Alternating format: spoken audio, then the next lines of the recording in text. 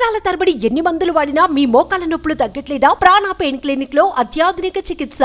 గర్వంగా చూస్తామండి. ఆయనకు ఒక గర్వం. ఇన్నాళ్ళు 10 సంవత్సరాలకు ఫలితం దక్కిందండి. వాళ్ళ అన్నయ్య గారిని ఎన్ని మాట్లాడినారో ఆ మాటలన్నీ దృష్టిలో పెట్టుకొని ఆయన 10 సంవత్సరాలు పోరాడారండి. పోరాడినందుకు ఫలితం దక్కిందండి. వెళ్ళారు. ఆయన ఎలా అన్యాయాన్ని నిలదీస్తారో అలాగే అన్యాయం జరగకుండానే చూస్తారు. పేదలకు మంచి చేయాలండి. పేదలకు మంచి చేయాలి, బతికే విధంగా చూడాలండి. ఇప్పుడు రేట్లు పెరిగిపోయి తినలేక ఉండలేక ఉంటున్నాం కదండి. అలా కాకుండా సామాన్యుడు బతికేలా చూడాలి. అదే నా కోరిక అండి. మేము ఒక మంచి ప్రజానాయకుడిలాగా ఒక సింహం వస్తుంటే ఎలా ఉండదో ఆ రకంగా మంచి పరిపాలన అందించాలని చూడాలని కోరుకుంటున్నాం. అది అంతా పవన్ తుఫాన్ అది అతను ప్రశ్నించేవాడు పవనే, పరిపాలించేవాడు పవనే. ఆయన అంతా చాలా ఆయన పవన్ నమ్ముకున్న వాళ్ళు ఎప్పుడు పాడవలేదు. ఒక సినీ ఫీల్డ్ లో కానీ రాజకీయంలో కానీ ఆయన పరిపాలన మంచిగా ఉంటుందని అందరూ కోరుకుంటున్నాం. బాగా పర్ఫామ్ చేయాలనుకుంటున్నాం అండి. ఫస్ట్ టైం అతనికి ఆపర్చునిటీ దొరికింది కాబట్టి కూటమితో కలిసి అందరితో కలిసి బాగా పర్ఫామ్ చేయాలి. అండ్ అరాజక లేకుండా జగన్ టైప్ లో లేకుండా కొంచెం అభివృద్ధి వైపు నడిపించాలండి స్టేట్ ని. ఎందుకంటే 5 సంవత్సరాల్లో 30 సంవత్సరాలు మనం వెనక్కి వెళ్ళిపోయాడు. సో చంద్రబాబు నాయుడు అనుభవాన్ని తీసుకుని మోదీ అనుభవం కూడా తీసుకుని ఏదైనా నేర్చుకోవాల్సింది చాలా ఉన్నదండి. శాఖలు కూడా ఎక్కువ ఇచ్చారు కాబట్టి చాలా చాలా చాలా కష్టపడాలండి అతను. ఎందుకంటే ఇది ఎలక్ట్ అయిన అసెంబ్లీలో జనాలు పంపించినా అతను 24 గంటలు కూడా సరిపోయినట్టు కష్టపడితే అప్పుడే వచ్చేసారి గుర్తింపు వస్తుంది. లేకపోతే గుర్తింపు రావడం కష్టం. ఎందుకంటే చాలా ముఖ్యమైన శాఖలు కూడా తీసుకున్నారండి అతను. సో ఆంధ్రప్రదేశ్ ఇప్పుడు అతని చేతిలో ఉన్నట్టే ఉన్నదండి. అటు జగన్ చేసిన తప్పుడు వల్ల ఆ రాష్ట్రం 30 సంవత్సరాలు వెనక్కి వెళ్ళిపోయిందండి. అది కూడా చూసుకొని ముందు చూసుకోవాలి, వెనకాల జరిగిపోయిన నష్టాన్ని ఎలాగా తీర్చాలి అది చూసుకోవాలి. 2 విధాలుగా చాలా కష్టపడాలండి. అదే పవన్ కళ్యాణ్ మారాలండి ఇంకా చాలా. అంటే అది ఇప్పటి వరకు అసెంబ్లీలోకి వెళ్ళటం ఒకవైపు, ఇప్పుడు ఐఏఎస్ ఐపీఎస్ వీళ్ళతోటి ఐఏఎస్ వీళ్ళ అధికారులతోటి వాళ్ళతో పని చేయించుకొని ముందుకు వెళ్ళాలంటే చాలా మారాలండి. అది సో మారాలంటే చంద్రబాబు నాయుడు మోదీ అనుభవాన్ని తీసుకుని అప్పుడు ముందుకెళ్ళాలి. నేను అన్ని పద్ధతులుగా అన్ని సక్రమంగా లోటుపాటు లేకుండా చేస్తారని మేము చూడాలనుకుంటున్నాం.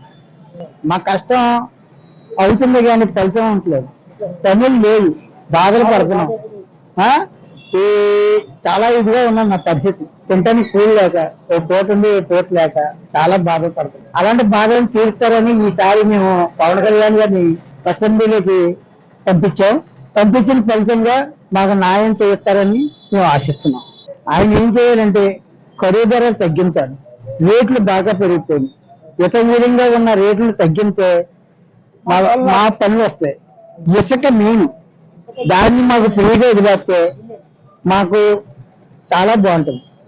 ఆ ఇసుక వలన 5 కార్మికులు చాలా బాధపడతారు. ఒక బిల్డింగ్ కి 5 కార్మికులు పనిచేస్తారు.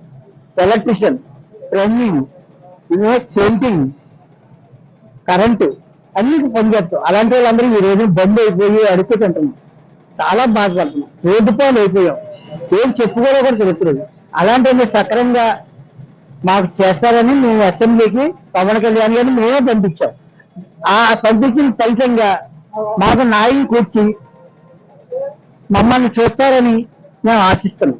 ముందుగా మా అభిమాన నాయకుడు జనసేన అధినేత కొణిదెల పవన్ కళ్యాణ్ గారికి గెలిచినందుకు, మంత్రి పదవి వరించినందుకు మేము శుభాకాంక్షలు తెలియజేస్తున్నాము. ఇప్పటి వరకు రాజకీయాలు అనేది చాలా దారుణమైన పరిస్థితుల్లో ఉండేవి. కానీ ఇప్పటి నుంచి ఎన్నో మార్పులు రావడం కూడా మొదలయ్యి.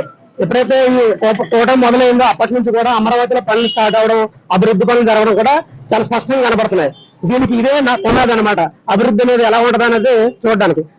ముఖ్యంగా పవన్ కళ్యాణ్ గారు మన ఆంధ్రప్రదేశ్ రాజకీయాల్లో స్పష్టమైన మార్పు కోసమే పనిచేశారు. పవన్ రావాలి, పాలన మారాలని ఎంతగానో ఆయన అభిమానులు, ఇక్కడ జనసేన నాయకులు, కూటమి నాయకులు కూడా చాలా కోరుకున్నారు. ఇవాళ ఆ కోరిక నెరవేరిందని మేము చాలా వరకు బలంగా నమ్ముకున్నాం. పవన్ కళ్యాణ్ గారు మనకి ఇక్కడ మేమైతే సీఎం గానే అనుకుంటున్నాము.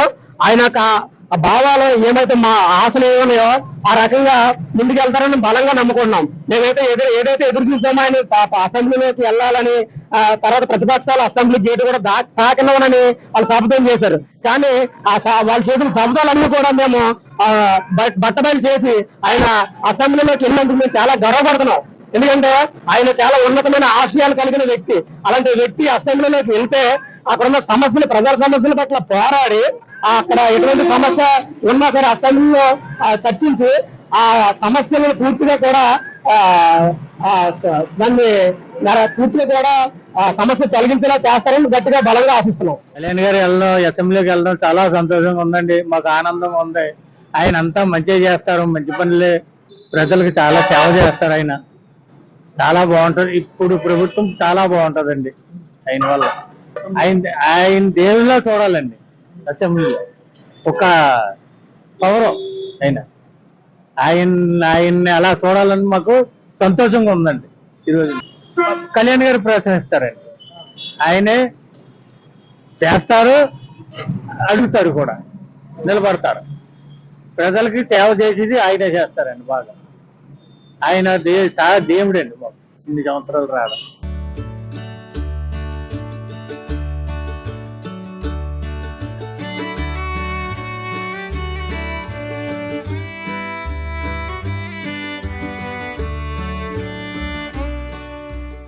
సుమన్ టీవీలో మీ పర్సనల్ అండ్ బిజినెస్ ప్రమోషన్స్ కోసం కింది నెంబర్కి కాంటాక్ట్ చేయండి.